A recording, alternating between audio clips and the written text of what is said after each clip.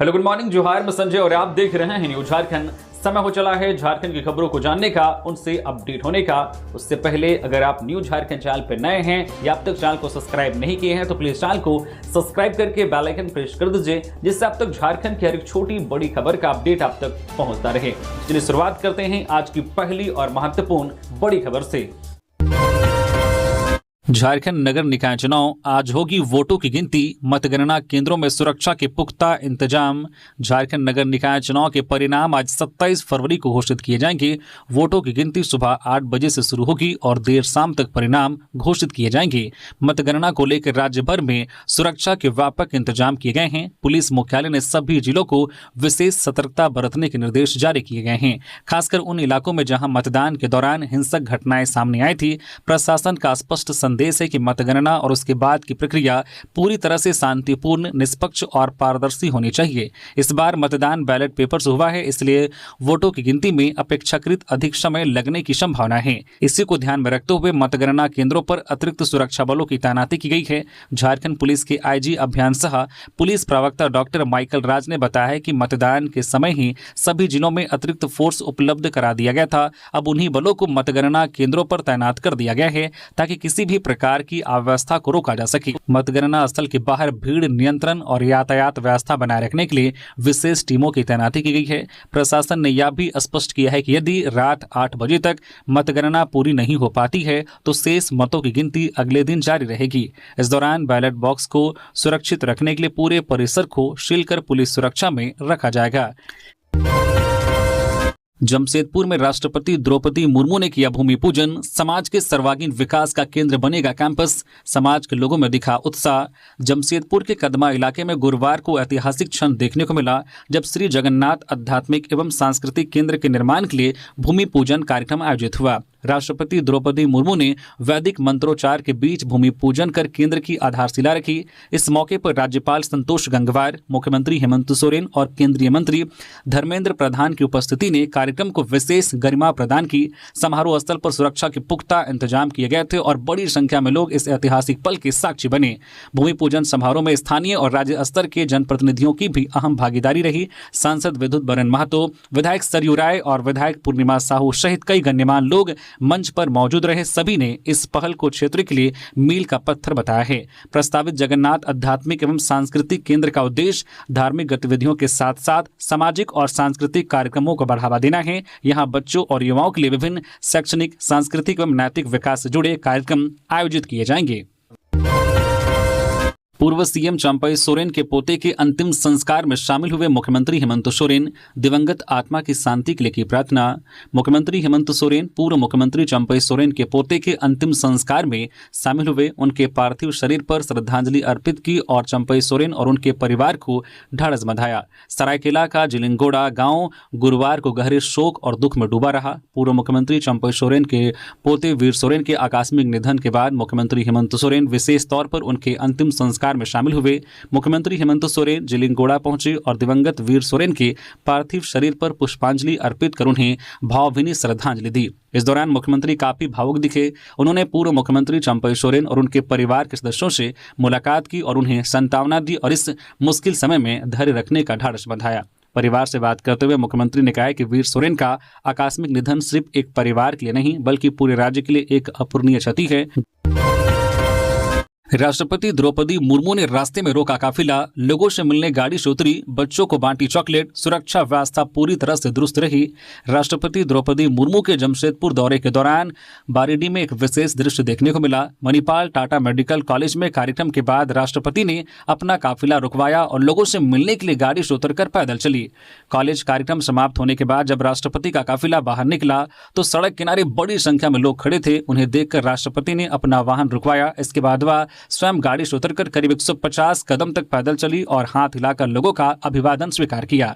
भीड़ में मौजूद लोगों ने तिरंगा लहराते हुए भारत माता की जय के नारे लगाए। राष्ट्रपति ने बच्चों से मुलाकात की और उन्हें चॉकलेट भी बांटी। एक बच्ची ने बताया कि राष्ट्रपति ने उसे अपने हाथों से चॉकलेट दी। स्थानीय महिला परविंदर ने कहा है कि वह कई घंटों से राष्ट्रपति की एक झलक पाने के लिए खड़ी थी। राष्ट्रपति के आम लोगों के बीच आने से सभी उत्साहित दिखे।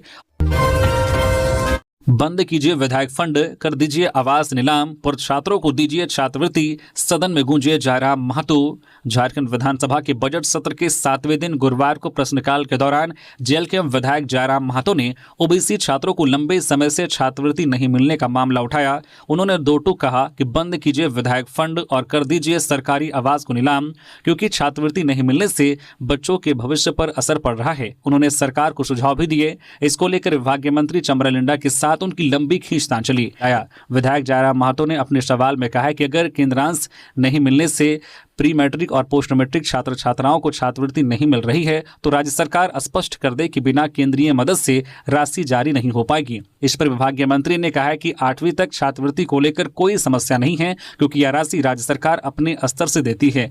लेकिन प्री और पोस्ट मैट्रिक में केंद्र सरकार 60% और राज्य सरकार 40% सहयोग करती है। जब तक केंद्र सरकार अपना हिस्सा नहीं देगी तब तक राज्य सरकार अपने हिस्से की राशि जारी नहीं कर सकती है। मंत्री चमरालिंडा ने कहा कि विभाग के पास इतना पैसा मौजूद है कि वह अपने स्तर से छात्रवृत्ति दे सकती है। इसके लिए केंद्रांश की बाध्यता वाले वित्त नियम को शिथिल करना होगा। इस दिशा में विभाग ने पहल शुरू कर दी है ताकि राज्य सरकार अपने स्तर से छात्रों को राशि दे सके। जेपीएससी सिविल सेवा प्रतियोगिता परीक्षा के आवेदन की तिथि 9 मार्च तक बढ़ी। झारखंड लोक सेवा आयोग ने झारखंड असैनिक संयुक्त सिविल सेवा प्रतियोगिता परीक्षा 2025 के लिए आवेदन की तिथि बढ़ा दी है। अब अभ्यर्थी 9 मार्च की शाम 5 बजे तक आवेदन कर सकेंगे। 10 मार्च की शाम 5 बजे तक आवेदन शुल्क जमा कर सकेंगे। जेपीएससी द्वारा जारी सूचना में राज्य सरकार द्वारा उम्र सीमा में की गई बढ़ोतरी को शामिल किया गया है। स्पष्ट किया गया है कि इस प्रतियोगिता परीक्षा के लिए अधिकतम उम्र सीमा 1 अगस्त 2022 एवं न्यूनतम उम्र सीमा 1 अगस्त 2026 होगी। पश्चिमी सिंहभूम में बड़ी नक्सली साजिश नाकाम। टोंटोगढ़ा के पास सड़क किनारे मिला आईडी, सीआरपीएफ ने किया डिस्फ्यूज। पश्चिमी सिंहभूम जिले के छोटा नागरा थाना क्षेत्र में गुरुवार को एक बड़ी नक्सली साजिश को नाकाम कर दिया गया। टोंटोगढ़ा गांव के पास मुख्य सड़क किनारे सीआरपीएफ को एक आईडी बम मिला, जिसे समय रहते निष्क्रिय कर दिया गया। जानकारी के अनुसार दोपहर करीब 12 बजे सेडल से मनोहरपुर जाने वाली सड़क पर सर्च अभियान के दौरान सीआरपीएफ की टीम ने टोंटोगढ़ गांव के समीप लोहे के पाइप में रखे इस आईडी का पता लगाया। आईडी मिलने के बाद जवानों ने तत्काल इलाके की घेराबंदी कर दी और आम लोगों की आवाजाही रोक दी। सुरक्षा मानकों का पालन करते हुए बम निरोधक दस्ते ने नियंत्रित विस्फोट कर आईडी को सुरक्षित तरीके से निष्क्रिय कर दिया। पश्चिमी सिंहभूम के पुलिस अधीक्षक एसपी अमित रेणु ने घटना की पुष्टि करते हुए बताया कि सुरक्षा बलों की सतर्कता से एक बड़ा खतरा टल गया। झारखंड में अब तेजाब हमला, बलात्कार, मृत्यु और दिव्यांगता मामलों में पीड़ितों को मिलेगा मुआवजा।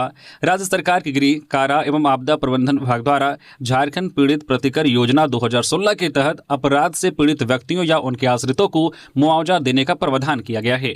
योजना के तहत किसी भी प्रकार के अपराध से हुई हानि या क्षति पर न्यूनतम प्रतिकर राशि निर्धारित की गई है। यह योजना अपराध पीड़ितों के पुनर्वास और आर्थिक सहयोग को ध्यान में रखकर तैयार की गई है। मुआवजा प्राप्त करने के लिए संबंधित पीड़ित या उनके आश्रित को जिला विधिक सेवा प्राधिकार के समक्ष आवेदन करना होगा। विभिन्न अपराधों पर निर्धारित न्यूनतम प्रतिकर राशि अलग अलग निर्धारित की गई है, जैसे कि तेजाब हमले से घायल व्यक्ति को न्यूनतम 3 लाख रुपए, बलात्कार के मामले में 3 लाख रुपए, नाबालिग के शारीरिक शोषण पर 2 लाख रुपए, मानव तस्करी से पीड़ित के पुनर्वास के लिए 1 लाख रुपए, यौन प्रताड़ना के लिए 50,000 रुपए, किसी भी अपराध में मृत्यु होने पर 2 लाख रुपए, स्थायी विकलांगता पर 2 लाख रुपए, आंशिक विकलांगता पर 1 लाख रुपए, 25% से अधिक जलने की स्थिति में तेजाब हमला छोड़कर 2 लाख रुपए, भ्रूण हानि पर 50 लाख रुपए निर्धारित की गई है। साथ ही अन्य अपराधों पर भी अलग अलग राशि निर्धारित की गई है। मुआवजा राशि का निर्धारण पीड़ित को हुई क्षति, उपचार में हुए खर्च, अंत्येष्टि, व्यय तथा पुनर्वास की आवश्यकता को ध्यान में रखकर जिला विधिक सेवा प्राधिकार द्वारा किया जाता है। योजना में यह भी प्रावधान किया गया है कि यदि पीड़ित की आयु 14 वर्ष से कम है तो निर्धारित प्रतिकर राशि में 50% तक की बढ़ोतरी की जा सकती है। धनबाद से कोयंबटूर चलेगी अमृत भारत एक्सप्रेस। पीएम मोदी 1 मार्च को दिखाएंगे हरी झंडी। लंबी दूरी की यात्रा करने वाले यात्रियों के लिए राहत की खबर है। 1 मार्च से कोयंबटूर और धनबाद के बीच अमृत भारत एक्सप्रेस का संचालन शुरू होने जा रहा है। रेलवे ने इस नई सेवा की तैयारियां तेज कर दी है। रेल मंत्री अश्वनी वैष्णव ने 2 फरवरी को ट्रेन चलाने की घोषणा की थी। अब 1 मार्च को प्रधानमंत्री नरेंद्र मोदी मदुरई से वीडियो कॉन्फ्रेंसिंग के माध्यम से इस ट्रेन को हरी झंडी दिखाएंगे। उद्घाटन के बाद शुरुआती दिनों में इसे स्पेशल ट्रेन के रूप में चलाए जाने की संभावना है। यह ट्रेन सुपर सुपरफास्ट श्रेणी में चलेगी। इसका ट्रेन नंबर भी उसी श्रेणी के अनुसार रखा गया है। यह ट्रेन गोमो, पारसनाथ और गया होते हुए चलेगी। इस रूट से झारखंड और बिहार के यात्रियों को सीधा लाभ मिलेगा। खासकर धनबाद से काटपाड़ी और दक्षिण भारत के अन्य शहरों की यात्रा करने वालों के लिए यह बेहतर विकल्प साबित होगी। इस ट्रेन की खास बात यह है कि इसमें केवल नॉन एसी स्लीपर कोच होंगे। इससे सामान्य और मध्यम वर्ग के यात्रियों को कम किराए में लंबी दूरी की यात्रा का मौका मिलेगा। रामगढ़ के हथमारा पोचरा में ड्यूटी से लौट रहे युवक की वाहन की चपेट में आने से दर्दनाक मौत। रामगढ़ जिले के कुज्जुओपी क्षेत्र के हथमारा पोचरा में गजराज टाटा मोटर्स के समीप किसी वाहन की चपेट में आने से एक युवक वंश कुमार 22 वर्षीय की मौत हो गई। घटना गुरुवार दोपहर करीब 2 बजे की है। वंश कुमार दिगवार लाइन टोला निवासी संतोष महतो का पुत्र था। वह बिहार फाउंड्री कंपनी में कार्यरत था। बताया गया है कि वंश कुमार ड्यूटी खत्म होने के बाद अपनी बाइक से घर लौट रहा था, तभी हथमारा पोचरा के समीप किसी वाहन ने उसे अपनी चपेट में ले लिया। युवक की घटनास्थल पर ही मौत हो गई। दुर्घटना के बाद आक्रोशित ग्रामीणों ने कुछ देर के लिए NH-33 को जाम कर दिया। सूचना मिलते ही कुज्जुओपी पुलिस मौके पर पहुंची और शत विशत शव को पोस्टमार्टम के लिए सदर अस्पताल रामगढ़ भेज दिया। इधर मांडू सीओ घटनास्थल पर पहुंचे। उन्होंने ग्रामीणों व परिजनों को मुआवजा दिलाने का आश्वासन दिया। झारखंड के 4 जिलों में जल्द लगेगी MRI मशीन, 20 जिलों में मैमोग्राफी सुविधा। झारखंड सरकार ने राज्य की स्वास्थ्य सुविधाओं को मजबूत करने की दिशा में अहम फैसला लिया है। रामगढ़, गिरिडीह, देवघर और कोडरमा जिलों में जल्द ही MRI मशीन उपलब्ध कराई जाएगी। इसके लिए खरीद प्रक्रिया शुरू कर दी गई है। साथ ही राज्य के 20 जिलों में मैमोग्राफी मशीन लगाने की तैयारी भी की जा रही है। यह निर्णय स्वास्थ्य, चिकित्सा, शिक्षा एवं परिवार कल्याण विभाग की उच्च स्तरीय बैठक में लिया गया। बैठक की अध्यक्षता अपर मुख्य सचिव अजय कुमार सिंह ने की। उन्होंने संबंधित एजेंसियों को MRI मशीनों की स्थापना की प्रक्रिया शीघ्र प्रारंभ करने का निर्देश दिया। बैठक में राष्ट्रीय स्वास्थ्य मिशन के अभियान निदेशक शशि प्रकाश झा सहित अन्य वरिष्ठ अधिकारी मौजूद थे। महिलाओं के स्वास्थ्य को ध्यान में रखते हुए 20 जिलों में मैमोग्राफी मशीन लगाने का निर्णय लिया गया है, जिससे स्तन कैंसर की समय पर जांच संभव हो सकेगी। इसके अतिरिक्त राज्य के 5 मेडिकल कॉलेजों में कैथ लैब स्थापित करने की योजना है, ताकि हृदय रोगियों को इलाज के लिए राज्य से बाहर न जाना पड़े। सरकार का मानना है कि इन फैसलों से जिला स्तर पर स्वास्थ्य ढांचा मजबूत होगा और आम लोगों को बेहतर व सुलभ चिकित्सा सुविधा मिल सकेगी। गुमला में वृद्ध महिला की निर्मम हत्या, डाइन बिसाही के शक में कुल्हाड़ी से काट कर मारा। शादी समारोह में जाते वक्त हुई घटना। गुमला जिले के पालकोट थाना क्षेत्र में एक वृद्ध महिला का क्षत विक्षत शव मिला है। उमड़ा पंचायत के पंडरापानी गांव स्थित खेल मैदान के पास जंगल में शव मिलने से इलाके में सनसनी फैल गई। महिला की कुल्हाड़ी से काटकर बेरहमी से हत्या की गई है। मृतका की पहचान बघीमा अंबाटोली गाँव की मंगरी देवी के रूप में हुई है। मंगरी देवी पंडरापानी गाँव में एक शादी समारोह में शामिल होने जा रही थी, तभी जंगल में उसकी निर्मम हत्या कर दी गई। मृतका के बेटे सुकरा लोहरा ने बताया कि गांव के ही गोविंदा खड़िया और जागुड़ खड़िया ने उनकी मां की हत्या की है।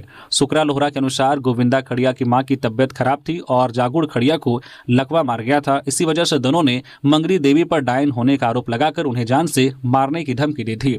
घटना की सूचना मिलते ही पालकोट पुलिस दल बल के साथ मौके पर पहुंची और जांच शुरू कर दी है। जामताड़ा में अवैध कोयला का धान धसी, मलबे में दबे 4 लोग, ग्रामीणों ने रस्सी के सहारे निकाला, बंगाल में चल रहा इलाज। जामताड़ा जिले के नाला थाना क्षेत्र में अवैध कोयला खनन के दौरान गुरुवार को बड़ा हादसा हो गया। पालस्थली स्थित बंद पड़ी खदान तड़के करीब 3 से 4 बजे के बीच अचानक धस गई, जिससे 4 स्थानीय लोग मलबे में दब गए। सूत्रों के मुताबिक चारों युवक अवैध रूप से कोयला निकालने के लिए खदान में उतरे थे। इसी दौरान खदान का ऊपरी हिस्सा अचानक भरभराकर गिर पड़ा और वे अंदर ही फंस गए। घटना की जानकारी मिलते ही इलाके में अफरा तफरी मच गई। परिजन और ग्रामीण घटनास्थल की ओर दौड़ पड़े। हादसे के तुरंत बाद स्थानीय ग्रामीणों ने बिना किसी देरी के राहत और बचाव कार्य शुरू किया। काफी मशक्कत के बाद चारों को मलबे से बाहर निकाला गया। उनकी हालत गंभीर बताई जा रही है। प्राथमिक उपचार के बाद बेहतर इलाज के लिए उन्हें पश्चिम बंगाल के एक निजी अस्पताल में भर्ती कराया गया है। अभी तक किसी की मौत की आधिकारिक पुष्टि नहीं हुई है, लेकिन चिकित्सकों के अनुसार सभी की स्थिति चिंताजनक बनी हुई है। घटना के बाद प्रशासनिक स्तर पर चुप्पी बनी हुई है। स्थानीय पुलिस और संबंधित विभाग के अधिकारी इस मामले में कुछ भी कहने से बच रहे हैं।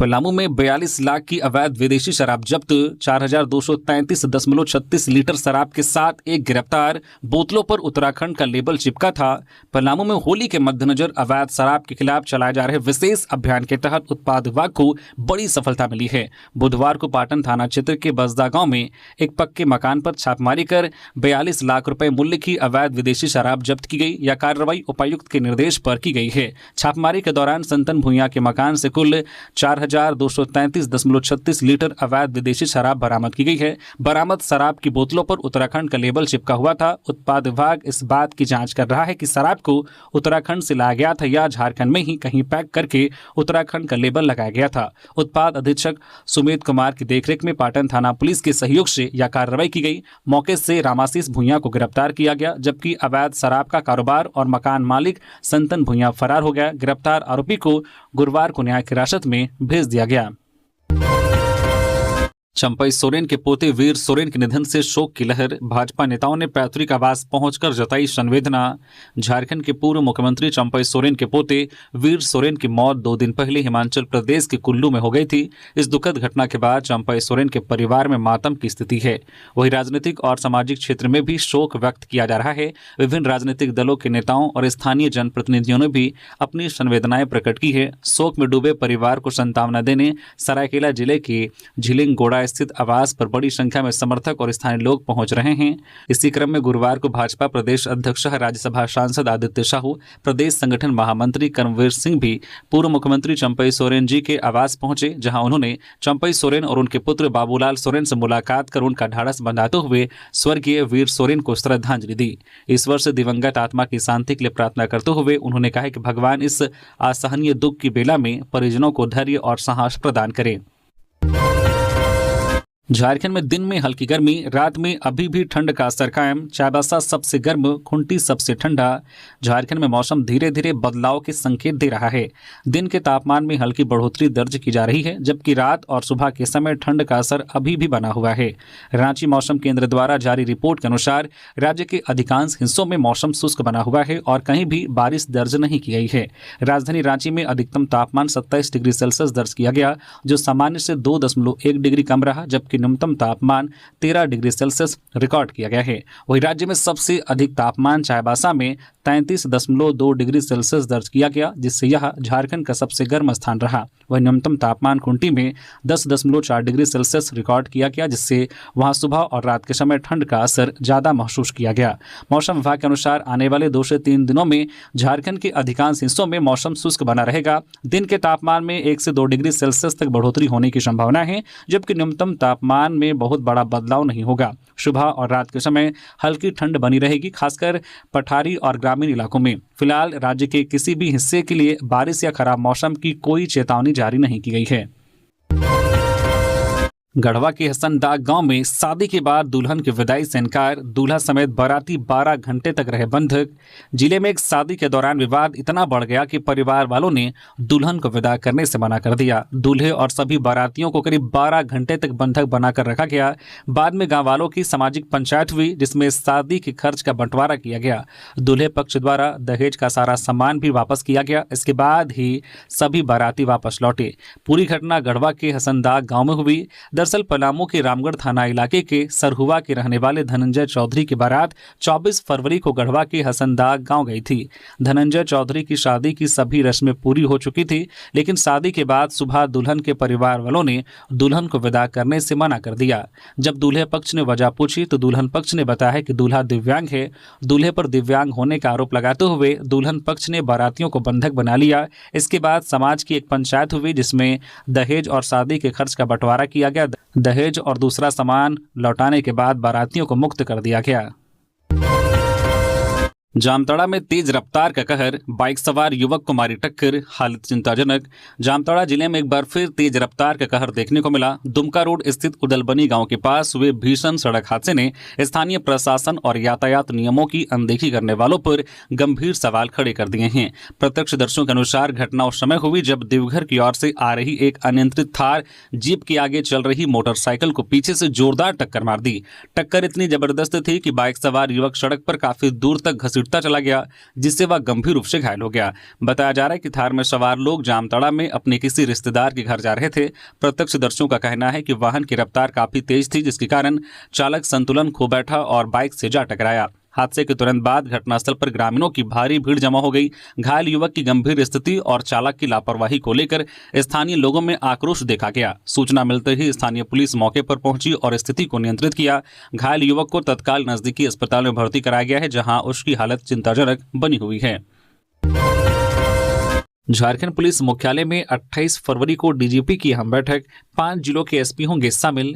झारखंड पुलिस मुख्यालय में 28 फरवरी को राज्य के पुलिस महानिदेशक डीजीपी द्वारा चतरा, लातेहार, हजारीबाग, पलामू और लातेहार जिले के पुलिस अधीक्षकों एसपी की महत्वपूर्ण बैठक बुलाई गई है। इस बैठक में कानून व्यवस्था की मौजूदा स्थिति, अपराध नियंत्रण, नक्सल गतिविधियों और अवैध खनन और मादक पदार्थों की तस्करी पर विस्तृत समीक्षा की जाएगी। साथ ही लंबित मामलों के त्वरित निष्पादन और वारंटियों की गिरफ्तारी को लेकर भी दिशा निर्देश दिए जाने की संभावना है। मांडू विधायक ने विधानसभा में उठाया किसानों का मुद्दा, हाथी से नुकसान पर 20 लाख मुआवजा की मांग। झारखंड विधानसभा में बजट सत्र के 7वें दिन गुरुवार को पक्ष विपक्ष के विधायकों की ओर से कई जनहितकारी मुद्दों को उठाया गया। वहीं सदन में कृषि विभाग के बजट पर चर्चा के दौरान मांडू विधानसभा से आजसू विधायक निर्मल महतो ने किसानों की समस्याओं को प्रमुखता से उठाते हुए कहा है कि रामगढ़ जिले में धान खरीद की प्रक्रिया सही तरीके से नहीं चल रही है, जिससे किसानों को काफी परेशानी हो रही है और उन्हें अपना धान बेचने के लिए लंबे समय तक इंतजार करना पड़ रहा है, जो कि कहीं से भी राज्य के किसानों के लिए सही नहीं है। निर्मल महतो ने सरकार को बताया है कि कई ऐसे भी किसान हैं जिन्हें 2 से ढाई महीने से भुगतान का इंतजार कर रहे हैं। रमजान और होली जैसे त्यौहार नजदीक हैं और कई परिवारों में शादी भी है। ऐसे में किसानों को पैसे की काफी जरूरत है, इसलिए किसानों के हित को ध्यान में रखते हुए जल्द से जल्द पैसों का भुगतान किया जाए। वहीं आजसू विधायक ने गंभीर आरोप लगाते हुए कहा है कि बिचौलियों के कारण स्थानीय किसानों का धान नहीं खरीदा जा रहा है।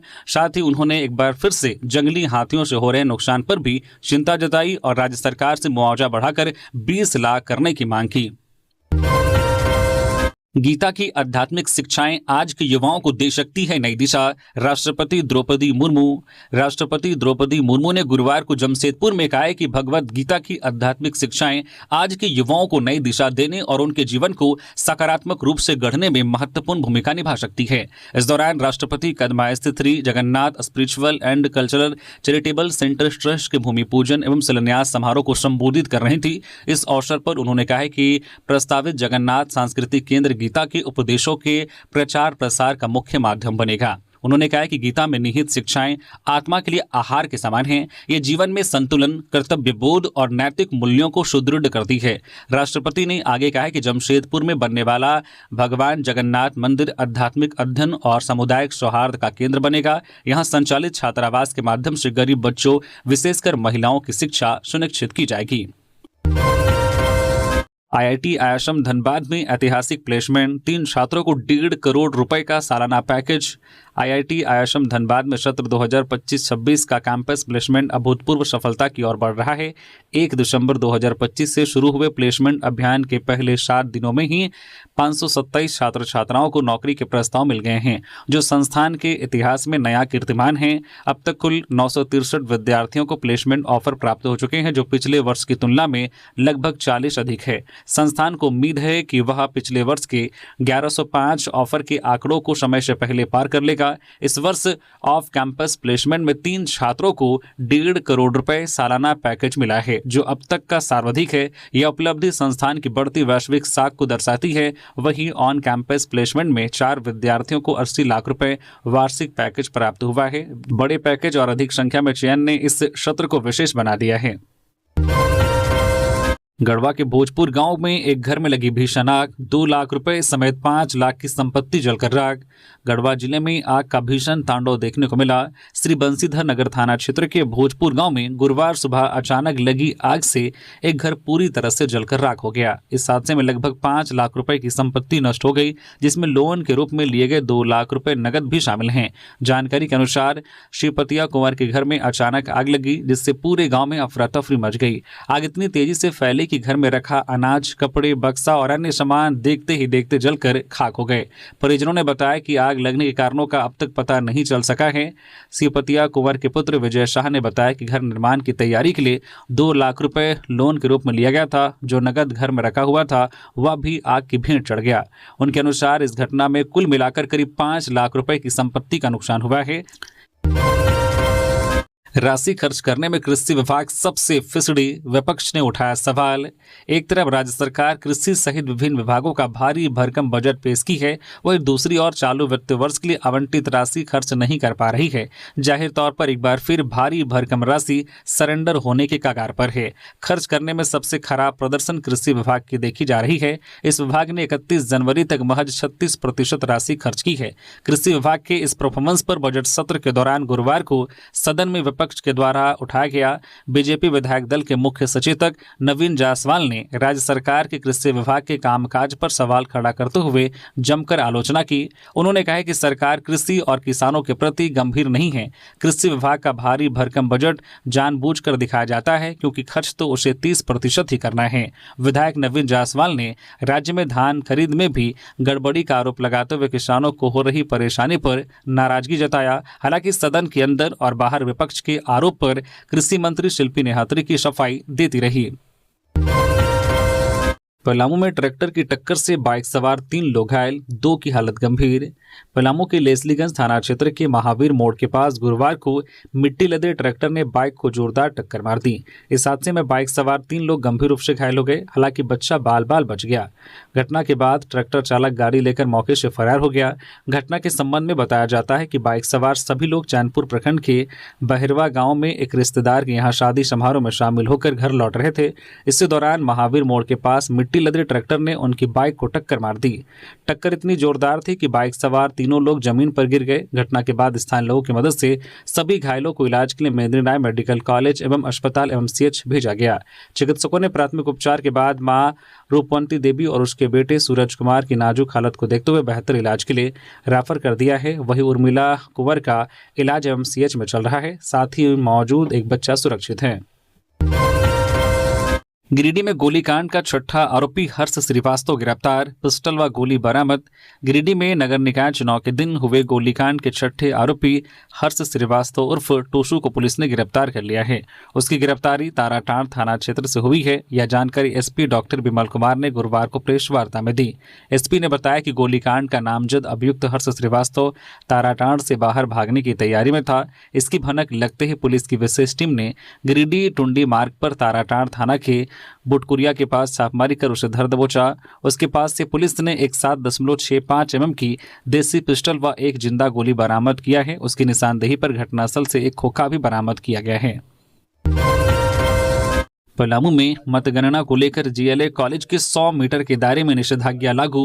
पलामू जिला मुख्यालय मेदिनीनगर में नगर निकाय चुनाव में मतगणना की तैयारी पूरी कर ली गई है। शहर के GLA कॉलेज परिसर में बनाए गए मतगणना केंद्र में आज 27 फरवरी की सुबह 8 बजे से वोटों की गिनती शुरू होगी। मतगणना से एक दिन पहले गुरुवार को मतगणना कर्मियों को अंतिम ब्रीफिंग दी गई। जिला प्रशासन ने मतगणना केंद्र के 100 मीटर के दायरे में निषेधाज्ञा लागू कर दी है। पूर्वी सिंहभूम जिले के बहरागोड़ा में अनियंत्रित कार खेत में घुसी, बाल बाल बचे स्वर्ण व्यवसायी। बहरागोड़ा प्रखंड की गम्हरिया पंचायत के छोटा सिरसी गांव के पास एक कार अनियंत्रित होकर धान के खेत में घुस गई। इस दुर्घटना में कार पर सवार सालझरिया गांव निवासी स्वर्ण व्यवसायी शैलेंद्र राणा बाल बाल बच गए। गनीमत रही कि कार में रखे 8 से 9 लाख रुपए मूल्य के सोने के आभूषण पूरी तरह से सुरक्षित हैं। मिली जानकारी के अनुसार स्वर्ण व्यवसायी शैलेंद्र राणा अपनी कार से पश्चिम बंगाल के मिदनापुर गए थे। वहां से अपनी दुकान के लिए सोना खरीदकर वापस लौट रहे थे। रास्ते में छोटा सिरसी गांव के पास कार अचानक अनियंत्रित हो गई और सड़क किनारे खेत में घुस गई। दुर्घटना इतनी जोरदार थी कि कार को काफी नुकसान पहुंचा है। हालांकि व्यवसायी को गंभीर चोट नहीं आई। सूचना मिलते ही पुलिस मौके पर पहुंची। पुलिस की मौजूदगी में दुर्घटनाग्रस्त कार को खेत से बाहर निकाला गया। व्यवसायी ने पुलिस को बताया है कि वे मिदनापुर से व्यापारिक कार्य निपटा कर लौट रहे थे, तभी यह हादसा हुआ। पुलिस अपने स्तर से जांच में जुटी है। गिरिडीह में सड़क हादसा, 2 बाइक चालक जख्मी, आमने सामने की टक्कर में लगी गंभीर चोट, पुलिस जांच में जुटी। गिरिडीह जिले के देवरी थाना क्षेत्र अंतर्गत मंडरो पेट्रोल पंप के पास गुरुवार को एक सड़क हादसा हुआ। 2 बाइकों की आमने सामने की टक्कर में दोनों बाइक चालक गंभीर रूप से घायल हो गए। टक्कर इतनी भीषण थी कि दोनों बाइकें पूरी तरह से क्षतिग्रस्त हो गई और उनके पुर्जे सड़क पर बिखर गए। घटना के तुरंत बाद आसपास मौजूद स्थानीय लोग मौके पर पहुंचे और घायलों को संभाला। उन्होंने तत्काल देवरी थाना पुलिस को उस घटना की सूचना दी। सूचना मिलते ही पुलिस टीम घटनास्थल पर पहुंची और स्थिति का जायजा लिया। पुलिस ने एम्बुलेंस की मदद से दोनों घायलों को नजदीकी स्वास्थ्य केंद्र पहुंचाया। प्राथमिक उपचार के बाद उनकी गंभीर स्थिति को देखते हुए उन्हें सामुदायिक स्वास्थ्य केंद्र जमुआ रेफर कर दिया। गुमला में पिता पुत्र गांजा तस्करी करते गिरफ्तार, घर से 48 किलो गांजा और 39,000 नगद बरामद। 2 कमरों से 4 थैलों में मिला नशीला पदार्थ। गुमला जिले के सदर थाना क्षेत्र में पुलिस ने गांजा तस्करी के आरोप में एक पिता और पुत्र को गिरफ्तार किया है। उनके घर से भारी मात्रा में 48 किलोग्राम गांजा और 39,280 रुपये नगद बरामद किए गए हैं। पुलिस ने गुप्त सूचना के आधार पर यह कार्रवाई की। गुमला एसपी हरीश बिन जमा ने बताया कि शहर के बड़ाइक मोहल्ला में एक घर से गांजा बेचे जाने की गुप्त सूचना मिली थी। इसके बाद अनुमंडल पुलिस पदाधिकारी सुरेश प्रसाद यादव और गुमला थानेदार सुरेंद्र करमाली के नेतृत्व में एक टीम का गठन किया गया। टीम ने बुधवार की रात करीब 2 बजे छापेमारी की। छापेमारी के दौरान बड़ाइक मोहल्ला निवासी राहुल कुमार सिंह और उनके पिता राजकिशोर सिंह उर्फ गुड्डू को गिरफ्तार किया गया। पूछताछ में दोनों ने गांजा की खरीद बिक्री में शामिल होने की बात कबूल की। उन्हें जेल भेज दिया गया है। 108 एम्बुलेंस कर्मियों की चेतावनी, मांगे नहीं मानी गई तो 13 मार्च को श्रम भवन रांची का होगा घेराव। राज्य में संचालित 108 एम्बुलेंस सेवा से जुड़े कर्मचारियों ने प्रबंधन पर भ्रष्टाचार, तानाशाही और आर्थिक शोषण का आरोप लगाते हुए 13 मार्च 2026 को श्रम भवन डोरंडा में घेराव और महाप्रदर्शन करने की घोषणा की है। झारखंड प्रदेश एम्बुलेंस कर्मचारी संघ, जो भारतीय मजदूर संघ से संबंध है, के नेतृत्व में कर्मचारियों ने आंदोलन का ऐलान किया है। संघ के प्रदेश महामंत्री सूरज साहू ने आरोप लगाया है कि सेवा संचालन संस्था सम्मान फाउंडेशन द्वारा श्रम कानूनों का उल्लंघन किया जा रहा है और 30 जुलाई 2025 को हुए समझौते सहित अन्य सहमतियों को लागू नहीं किया जा रहा है। कर्मचारियों का कहना है कि फरवरी 2025 से अक्टूबर 2025 तक जो है भविष्य निधि और कर्मचारी राज्य बीमा की राशि जमा नहीं की गई। नवंबर माह में कटौती के बावजूद राशि संबंधित खातों में जमा नहीं कराई गई तथा दिसंबर में भी पूर्ण राशि जमा नहीं होने का आरोप है। साथ ही फरवरी से लगातार वेतन भुगतान में विलंब और मनमानी कटौती का आरोप लगाया गया है, जिससे कर्मचारी आर्थिक और मानसिक दबाव में हैं। पाकुड़ में बालू माफियाओं का डीटीओ टीम पर हमला, अंगरक्षक चालक से मारपीट, जबरन ट्रैक्टर लेकर भाग निकले, 2 आरोपी गिरफ्तार। पाकुड़ में बालू माफियाओं ने जिला परिवहन पदाधिकारी डीटीओ मिथिलेश कुमार चौधरी की टीम पर हमला कर दिया। इस दौरान माफियाओं ने डीटीओ के निजी अंगरक्षक और चालक के साथ मारपीट की और जबरन बालू लदा एक ट्रैक्टर लेकर फरार हो गए। हालांकि डीटीओ मिथिलेश कुमार चौधरी बाल बाल बच गए। पुलिस ने इस मामले में 2 आरोपियों को गिरफ्तार किया है। यह घटना गुरुवार सुबह मालीपाड़ा मोड़ के समीप पाकुड़ बड़हरवा रोड पर हुई। जयराम महतो ने सदन में कहा, किसान बस जिंदगी काट रहा, वो जी नहीं रहा। झारखंड विधानसभा के सत्र में विधायक जयराम महतो ने किसानों की स्थिति पर विस्तार से अपनी बात रखी। उन्होंने कहा कि महात्मा गांधी ने गांव और किसानों को देश की आत्मा बताया था, लेकिन आज किसान सम्मान से जीवन नहीं जी पा रहे हैं। जयराम महतो ने कहा कि वे सरकार की योजनाओं को पूरी तरह से गलत नहीं कर रहे हैं, लेकिन मौजूदा योजनाओं से किसान सिर्फ गुजर बसर कर पा रहे हैं। झारखंड के अधिकतर किसान मानसून पर निर्भर हैं। राज्य में एक ही फसल की परंपरा है। धान कटने के बाद पानी की कमी के कारण किसान दूसरी फसल नहीं लगा पाते। उन्होंने कहा कि किसानों की आमदनी बढ़ाने के लिए वैल्यू एडिशन जरूरी है। टमाटर कच्चा सस्ता बिकता है, लेकिन सोश बनने पर महंगा हो जाता है। मक्का से फीड और स्टार्च बनाने पर ज्यादा लाभ मिलता है। आम से अचार और पल्प बनाकर आय बढ़ाई जा सकती है। उन्होंने कहा कि प्रोसेसिंग, पैकेजिंग और ब्रांडिंग से ही असली कमाई होगी। हर जिले में फूड प्रोसेसिंग यूनिट और फूड पार्क बनने चाहिए। इससे रोजगार बढ़ेगा और पलायन रुकेगा। उन्होंने बोकारो के चतराचट्टी में धान भुगतान लंबित होने का भी मुद्दा उठाया।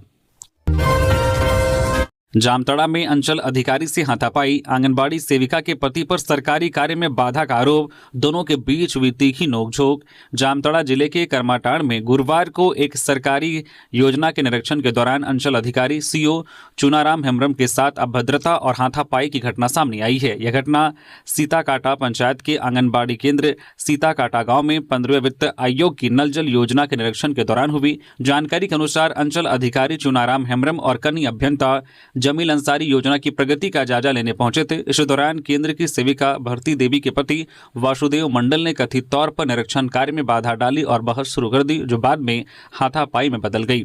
घटना की सूचना तत्काल स्थानीय थाना को दी गई। अंचल अधिकारी चुनाराम हेम्ब्रम ने बताया कि वे सरकारी कार्य का निरीक्षण कर रहे थे, तभी उनके साथ अभद्र व्यवहार किया गया और सरकारी कार्य में बाधा पहुंचाई गई। उन्होंने मामले की सूचना थाना में देने और विधिसम्मत कार्रवाई की मांग की है। रामगढ़ के पतरातू में उत्पाद विभाग का छापा, शराब की खाली बोतलें व लेबल जब्त। रामगढ़ व रांची जिले की उत्पाद विभाग की टीम ने गुरुवार को अवैध शराब के खिलाफ संयुक्त छापेमारी की। टीम ने रामगढ़ रांची की सीमा पर पतरातू थाना क्षेत्र के तालाटांड शमशान रोड के समीप निर्माणाधीन मकान में छापेमारी की। इस दौरान मकान से भारी मात्रा में शराब पैकेजिंग से संबंधित सामग्री बरामद की गई। बरामद सामग्री में विभिन्न ब्रांड की शराब की खाली बोतलें, विभिन्न ब्रांड के लेबल, खाली कार्टून सील करने वाले टेप की पेटी व पंचिंग मशीन शामिल हैं। टीम ने सभी सामग्री जब्त कर धंधे में संलिप्त अभियुक्तों की पहचान कर उनके खिलाफ आगे की कार्रवाई में जुटी है। 6 साल से फरार माओवादी समर्थक गिरफ्तार, भेजा गया जेल।